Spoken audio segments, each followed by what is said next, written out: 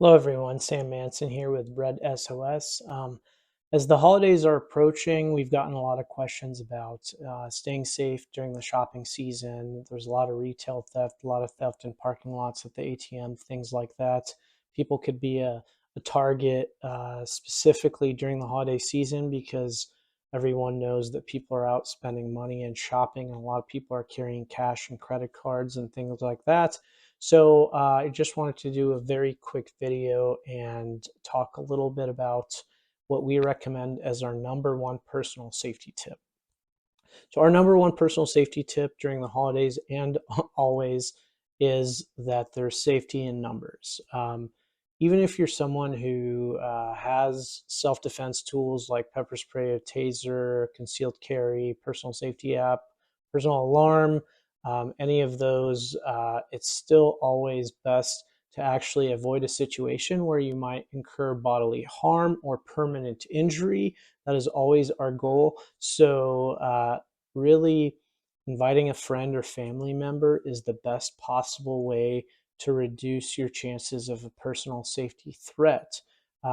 You could really eliminate the large majority of personal safety threats by simply being in a group of 3 or 4 people. Very rare that you'll hear in the news about a group that was attacked or targeted. We actually looked at one interesting study, and I'll link it in this video, very credible study showing, for example, that 90% of carjackings occurred when there was only one driver in the car, one person in the car, and about 10% of carjackings occurred when there were 2 or more people. So that really speaks to your kind of statistical probabilities of being a target. You really want to eliminate being a soft target, as it's called, and make yourself more of a hard target. So if you're able to invite a friend or family member on a shopping trip, going to the ATM, going out to buy gifts, things like that, where you might be vulnerable, it's always great to avoid any sort of self-defense situation entirely. That's definitely what we want to achieve. Now, there are always going to be situations where you can't bring someone.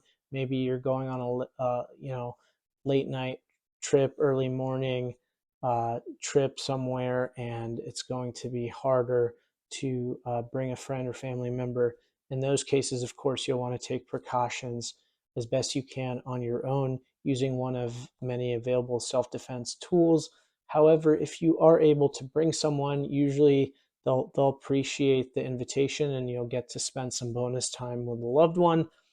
At the same time, you'll get to really eliminate a lot of the threats that you might face.